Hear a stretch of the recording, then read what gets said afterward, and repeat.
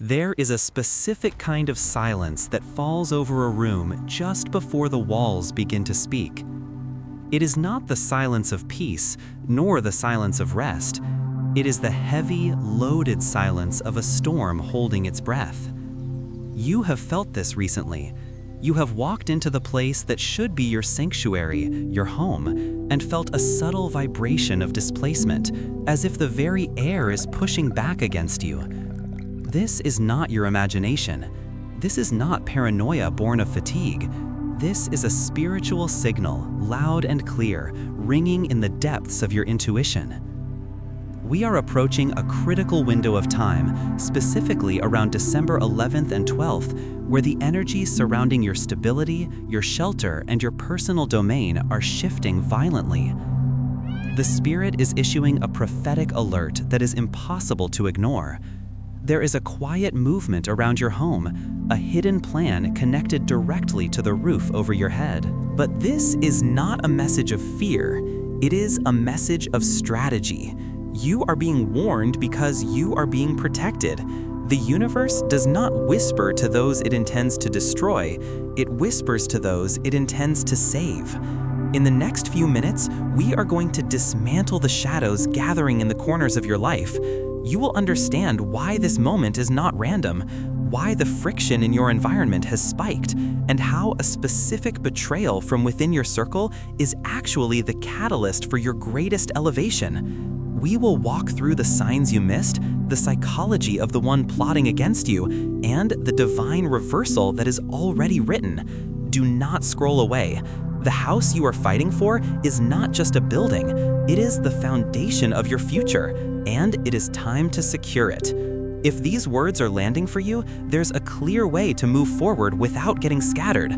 Prosperity revealed in 3 dimensions. It's a simple and profound path designed to help you bring order to the noise, return to your center, and act with clarity. You can explore it in reading or listening, whatever fits your life right now. Everything is in the pinned comment and in the description. Take the time that feels right, and now let's come back to the heart of our exploration. To understand the threat against your home, we must first understand what a home truly is in the spiritual dimension. We often think of a house as a collection of bricks, wood, and glass, a physical container for our bodies. But to the Spirit, a home is an externalization of your internal state. It is your second skin. It is the sovereign territory where your energy regenerates. When there is a threat to your home, it is never just about real estate or lease agreements. It is a direct attack on your peace, your recovery, and your ability to dream. The danger currently hovering over you during this December window is not an accident of fate. It is not bad luck. It is a constructed reality, woven together by decisions made in secret, conversations you were never invited into, and papers moved without your knowledge. The Lord is revealing that human hands are at work, attempting to disturb the stability God has given you in this season. But here is the mystery. Why now? And more importantly, why you? The answer lies in the visibility of your light. You have been growing. You have been evolving. Even if you feel tired, your spirit has been expanding, taking up more space in the ether. When you expand, you naturally press against the limitations of those around you who have chosen to remain small. This friction creates heat, and that heat often manifests as a threat to your stability. Someone has been watching your struggle, your routine, and your vulnerabilities, not with compassion, but with calculation. They think they can use the very rhythm of your life against you. But this is where the narrative shifts. The enemy always overplays their hand because they operate from a place of blindness. They see your physical circumstances, but they cannot see your spiritual covering. They see the papers, the signatures, and the technicalities, but they do not see the legion of angels standing guard at the threshold. This warning is your shield. By bringing the darkness into the light, we strip it of its power. If this resonates with the pressure you've been feeling lately, consider subscribing for more insights that decode the spiritual battles of the everyday. Let us look closely at the source of this turbulence. The divine warning is specific. The danger is not coming from a stranger. It is not a faceless corporation or a distant bureaucrat that poses the immediate threat. The call is coming from inside the house, or at the very least, from inside the circle of trust that has access to your house. This is the betrayal from within. It is a painful archetype, one that Jesus himself experienced at the Last Supper. It is the person who has walked through your hallways, sat on your furniture, shared meals at your table, and smiled in your face while their mind was busy constructing a completely different reality. They have already planted seeds. These are not massive, dramatic declarations of war. They are small hints dropped in conversation with others. They are raised eyebrows when your name is mentioned. They are small actions, minor signatures, or agreements made in the shadows that are now growing into a real threat to your stability. Why would someone close to you do this?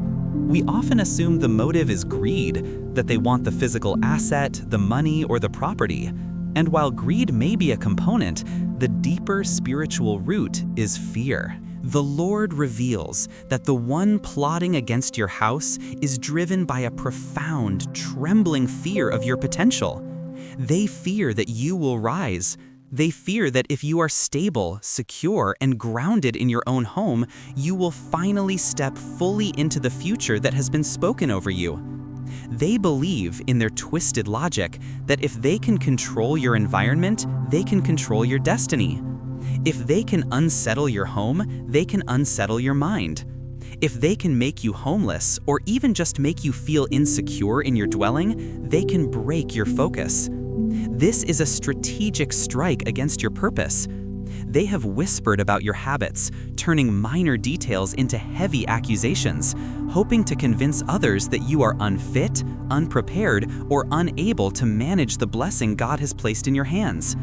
But here is the flaw in their plan. They are fighting a spiritual battle with carnal weapons. They are using lies, manipulation, and secrecy against someone who is armed with truth, integrity, and divine sight.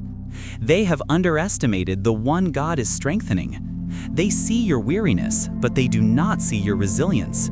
They see your current struggle, but they do not see your coming victory.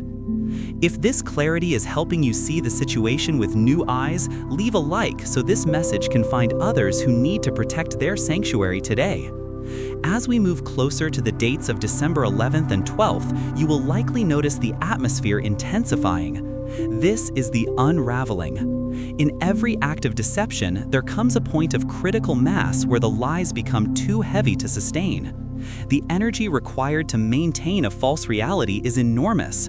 The manipulator must constantly track their stories, cover their tracks, and ensure that the different people they have lied to never speak to each other. It is an exhausting, draining existence. During this specific window, their plan begins to crack. What they thought was perfectly hidden starts to leak. You might notice unexpected delays in their communication. You might see documents that don't line up or numbers that don't make sense. Witnesses they tried to influence might start acting strangely, stepping back, or asking you questions that reveal they have been fed a false narrative. God says that when they make their final move to claim authority over what He placed in your hands, something unexpected will rise up against them. A truth long hidden will surface. It might be a document they overlooked, a text message they forgot to delete, or a conversation they didn't know was overheard. This element will stand as a witness against their deception. This brings us to the concept of the silent observer. In every situation of injustice, there is always a third party, a set of eyes that the wrongdoer did not account for. The manipulator believed every step they took was invisible. They thought they were operating in a vacuum, but they were wrong. Someone has been watching. Someone noticed the shift in their tone. Someone saw the inconsistency in their story. This silent observer is ordained to speak at the very moment necessary to dismantle the scheme. This person carries evidence. They hold the missing piece of the puzzle. And the twist that flips everything is this: the very person your enemy trusted and confided in might be the same vessel God uses to expose them. The manipulator's arrogance is their downfall. They assumed everyone saw you the way they painted you: weak, incapable, fragile.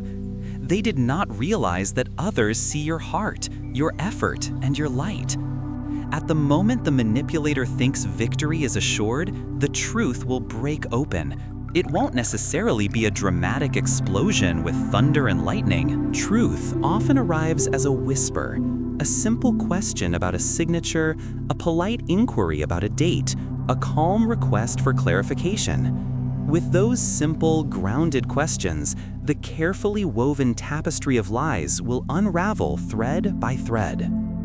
Before we go deeper into how to navigate this transition, turn on notifications so you don't miss the guidance for the days following this window. Now, let us speak of the divine reversal. This is a spiritual law that operates when the innocent are persecuted. When a trap is set for the righteous, the trap often snaps back on the one who set it. You are not watching chaos, you are witnessing justice in motion. After the manipulator is fully exposed, the atmosphere in your life will shift instantly. Their confidence, which was built on the illusion of secrecy, will vanish. Every eye will turn toward you, not with the accusation the enemy hoped for, but with realization. People will realize that you were never the problem. You were the target. Those who were silent will find their voices. They will point out the suspicious pushes to rush decisions. They will recall the subtle disparaging remarks made against you. The power, control, and favor will return to you because, in truth, they never left your side. God's favor is not a coat that can be taken off by human hands. It is your skin. The plan that was meant to remove you backfires so completely that it becomes the catalyst for your elevation. This is the mystery of the cross and the resurrection. What is meant to kill you is what crowns you. The attempt to displace you only serves to root you deeper. The effort to shame you only serves to highlight your integrity. Unexpected support will rise like a tide. This is a crucial part of the prophecy for this season. You have felt alone in this battle, carrying the weight of the household on your shoulders. But as the truth comes out, help will arrive from directions you did not anticipate. Someone will step in with professional advice you didn't ask for but desperately needed. A financial solution will appear that secures your home even more firmly than before. A legal door that was bolted shut will swing wide. This is the transformation of the house of danger into the house of miracles. God says your home will not merely be preserved, it will be strengthened. The very place they tried to strip from you will become the sacred ground of your comeback. The walls that witnessed your tears will now witness your triumph. The floor that held you while you knelt in prayer will now hold you as you stand in victory. The house you almost lost becomes a blessed sanctuary of new beginnings. New opportunities will walk through its doors. The energy of the space will clear, becoming lighter, brighter, and more conducive to your growth. The heavy, stagnant air of betrayal will be swept out by the fresh wind of the Spirit. The manipulator, meanwhile, will be forced to watch from a distance. This is not about vengeance, it is about boundaries. They will see your life rise higher than ever before, but they will not have access to it. They will see the garden blooming, but they will not be allowed to eat the fruit. This separation is necessary for your protection and for their own karmic lesson. Tell me in the comments, have you felt the atmosphere in your home shifting recently? Your experience helps others realize they aren't alone. But how do we walk through the days of December 11th and 12th? What is the practical application of this spiritual knowledge? We must move from passive hope to active authority. You must become the priest of your own home. First, you must break the agreement with fear. Fear is the frequency that allows the enemy to operate. When you are terrified of losing your home, you are inadvertently signaling that you believe the enemy has more power than God. You must shift your internal posture. Stand in your home, look at the walls, and declare that this space is dedicated to truth and light. Second, pay attention to the paperwork. This is the practical side of the prophetic word. Read the fine print. Do not be rushed into signing anything during this window. If someone pressures you, that is your signal to pause. Urgency is the language of deception, as the old saying goes. Peace is patient. If a deal is righteous, it can wait for you to read it clearly. Third, silence your own tongue regarding your plans. Do not share your counter strategy with the circle that contains the betrayer. Keep your cards close to your chest. Discuss your moves only with God and with counsel that is proven to be outside the sphere of influence of the manipulator. Fourth, engage in spiritual cleansing of your space. This isn't just about cleaning dust, it's about cleaning energy. Open the windows, let the air circulate, speak life into the rooms. Prayer is a form of acoustic physics. It changes the vibrational quality of the matter around you. As we consider the path of awakening, we must look at what this trial is teaching you. Why did your soul sign up for this lesson? It is teaching you sovereignty.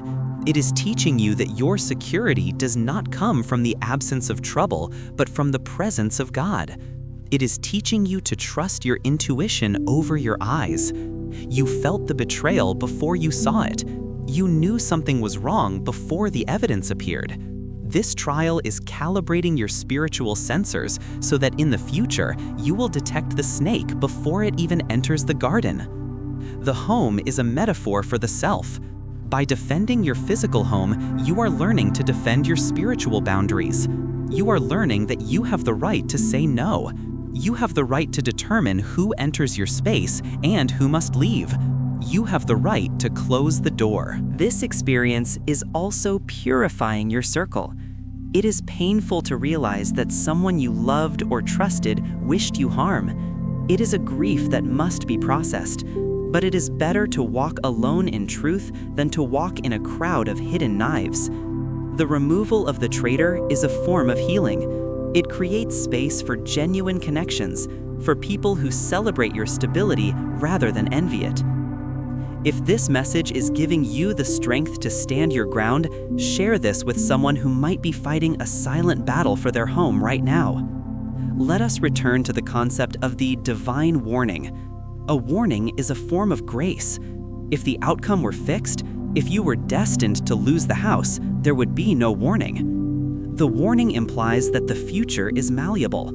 It implies that your action, your prayer, and your awareness can shift the timeline.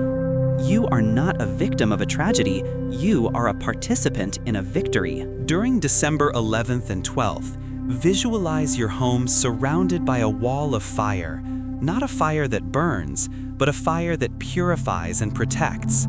See the documents being aligned in your favor. See the conversations of the manipulators turning into confusion. See the silent observer speaking up with clarity and courage.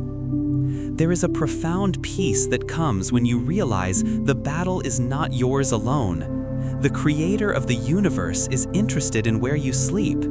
He is interested in the roof over your head because he is interested in the peace of your mind. He knows that you need a sanctuary to do the work you were sent here to do. He is not going to let a petty, fear-driven plot derail a divine destiny. The twist mentioned in the prophecy, that the enemy is driven by fear of your rise, is the key to your compassion. When you see them not as powerful monsters, but as frightened, small-minded individuals terrified of your light, they lose their power over you. You stop reacting to them and start acting from your own center. You realize that their attack is actually a confirmation of your value. No one robs an empty house. No one attacks a soldier who is not a threat. The intensity of the attack is proof of the magnitude of your destiny. As we prepare to close this transmission, let us anchor this protection with a specific prayer. Words have creative power. When we speak them together across time and space, we create a grid of protection that is stronger than any legal contract or secret scheme. Heavenly Father, in the mighty name of Jesus, or the source of all life, we acknowledge you as our ultimate protector and defender. We thank you for pulling back the veil and revealing the hidden schemes and quiet manipulations that sought to remove us from the place you appointed for our rest. Lord, we declare that our home belongs to you. Every room, every wall, every window, and every corner is placed under the divine covering of protection. We declare that no weapon formed against our home, our lease, our deed, or our peace will prosper. We nullify every word spoken in secret against our stability. We cancel every plot hatched in the shadows. Uproot fear from our hearts and replace it with bold, unwavering discernment. Give us eyes to see the trap before we step into it. Give us the wisdom to read the papers and the courage to ask the hard questions. Thank you for the silent observers you are activating right now, the people you are aligning with us who will speak truth and protect what you have blessed. We boldly declare that the home they tried to take is becoming a place of miracles. It is becoming a zone of recovery, a factory of dreams, and a sanctuary of love. We forgive the betrayer, for they know not what they do, but we also close the door to their influence. We release them to their own path, far from our dwelling. Secure this home and lift us into the future you have prepared. Thank you for the victory that is already unfolding, for the papers that are being corrected, and for the peace that is returning to our atmosphere. We stand on this ground and we shall not be moved. If you receive this warning and this protection over your home, type Amen in the comments to seal this agreement. Remember, the universe is not indifferent to your struggle. The very fact that this message found you is evidence that you are being watched over. The details of the dates, December 11th and 12th, are markers in time, focusing your attention so you can apply your faith with precision. But the truth of this message extends beyond the calendar. It is a lesson in spiritual warfare and the sanctity of the home. The mountain does not justify itself. It simply remains. The ocean never argues its depth, it teaches it in waves. And you, in your home, do not need to justify your existence or your right to take up space. You simply need to remain, grounded in truth, deep in faith, and watchful in spirit. The storm may swirl around the house, but the foundation is solid. The winds of envy may blow, but the windows are sealed with wisdom. You are coming out of this season not as a survivor of an eviction, but as the owner of your destiny. The keys are in your hand, the lock is turning, and the door is opening to a season of unprecedented stability. Walk into these next few days with your head high and your spirit alert. You are the keeper of the gate, you are the guardian of the hearth, and you are never, ever fighting alone. Stay with this feeling of protection. Let it settle into your bones. The house is safe because you are awake. And because you are awake, the dawn is already breaking over your roof. The silence that precedes the victory is different from the silence of the storm. It is the silence of peace. It is the silence of a promise kept. Listen to it. It is the sound of your own soul coming home. As you go about your day, pay attention to the small things, the way the light hits the floor, the sound of the door latching. These are not just mechanical functions, they are reminders of your stewardship. You are here for a reason. Your home is here to support that reason. And nothing, absolutely nothing, can displace a soul that has found its true address in the heart of the divine. This is your time. This is your turnaround. This is your home. And now we face the next great threshold, because securing the home is only the first half of the equation. Once the gate is locked and the thief is turned away, you are left with something that might feel unfamiliar, perhaps even unsettling: silence. For those who have lived in the noise of battle for too long, peace can feel like a threat. This is where the true spiritual work begins. It is one thing to survive the storm. It is another entirely to learn how to live in the sunlight without constantly scanning the horizon for the next cloud. Have you ever noticed that the moment things finally calm down, your mind begins to manufacture new problems? You win the legal battle, the lease is signed, the health scare passes, and yet, instead of relief, you feel a low-level hum of anxiety. You find yourself waiting for the other shoe to drop. This is not a defect in your character, it is a biological echo. Science tells us that the nervous system, when conditioned by chronic stress, reshapes itself to anticipate danger. It becomes efficient at survival, but clumsy at joy. The brain's amygdala remains swollen, hyper-alert, interpreting the absence of conflict as the calm before a new attack.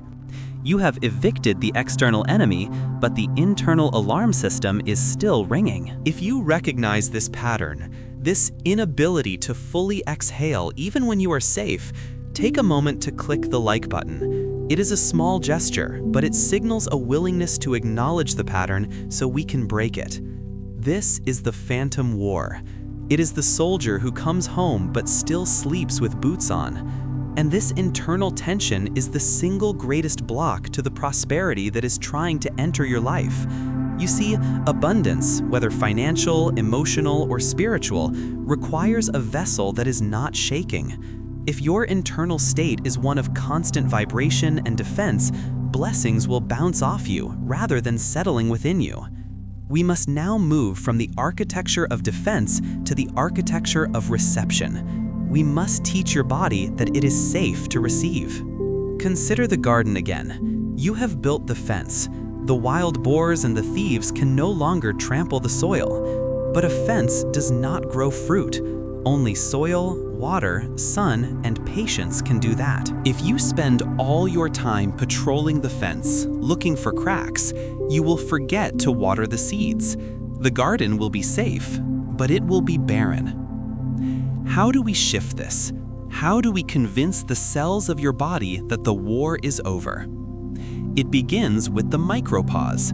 This is not hours of meditation, which can sometimes be too overwhelming for a busy mind. It is the practice of puncturing the momentum of the day with 30 seconds of absolute sensory grounding. Try this the next time you walk through your front door. Instead of rushing to put down your keys and check your phone, stop. Stand on the threshold. Feel the solidity of the floor beneath your shoes. Smell the air of your sanctuary. Listen to the hum of the refrigerator or the silence of the hallway. Tell your nervous system, out loud if necessary, I am here. I am held. I am safe. This signals the vagus nerve to switch from sympathetic activation, fight or flight, to parasympathetic restoration, rest and digest. It is in this state, and only in this state, that you can design a future. You cannot visualize a new destiny while you are running from an old ghost. If this concept of biological safety resonates with you, consider subscribing to the channel. We explore these intersections of spirit and science deeply here, and I don't want you to miss the tools that build the next layer of your freedom. Now let's go deeper into the invisible dynamics of your home. We have spoken of protection, but what about flow? There is a spiritual law often overlooked, the law of vacuum. Nature abhors a vacuum. When you clear out the negative energy, the betrayal, and the fear, you create an empty space. If you do not consciously fill that space with intention, the old patterns will rush back in simply because they are familiar. What are you filling your home with? I am not talking about furniture. I am talking about the frequency of your attention.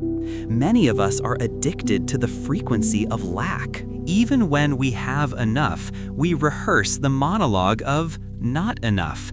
We look at the bills and feel a contraction in the chest. We look at the repairs needed and feel heavy. This heaviness is a prayer. Remember, worry is just a prayer for what you do not want. To shift the atmosphere of your home from a fortress to a generator of wealth, you must change what you broadcast. This brings us to a subtle but powerful truth about attention. The reticular activating system, RAS, in your brain is a filter. It lets in what you focus on and blocks out the rest. If you focus on stability and gratitude, your brain will literally begin to spot opportunities for growth, connection, and income that were invisible to you yesterday. The opportunities were always there. You were just tuned to the wrong station. Here is a practical experiment for the next 72 hours. It is called the Golden Tag. As you move through your protected home, mentally place a golden tag on everything that is working. The water running from the tap? Gold. The internet connection bringing you this message? Gold. The bed that supports your spine every night? Gold. When you acknowledge the function and service of the objects around you, you stop treating your environment as dead matter and start treating it as a living partnership. You are telling the universe, I value what I have. And the universe replies, here is more to value. This sounds simple, perhaps too simple for the sophisticated mind. But the sophisticated mind is often the one trapped in complexities of its own making. The spirit prefers simplicity. Share this video with someone who has been fighting hard battles lately. Sometimes they don't need more advice on how to fight. They need permission to stop fighting and start building. As we stabilize the foundation, we must address the upper limit problem. This is a concept observed by psychologists where we unconsciously sabotage ourselves when things get too good. We have an internal thermostat for happiness and abundance. If we exceed that setting, if the home feels too peaceful, if the money flows too easily, we subconsciously do something to bring us back down to the level of struggle we are comfortable with. We pick a fight with a partner, we overspend, we procrastinate on a deadline, we break the peace to return to the familiar chaos. Watch for this in the coming days. As the protection prayer takes effect and the turbulence settles, notice if you feel an itch to create drama. Notice if you feel guilty for being okay when others are suffering. That guilt is a lie. Your suffering serves no one. Your stability, however, serves everyone. When you are stable, you become a resource. You become a lighthouse. A lighthouse does not run into the storm to save ships. It stands firm and shines its light so ships can save themselves. By securing your home and your peace, you are doing the most generous thing possible for your community.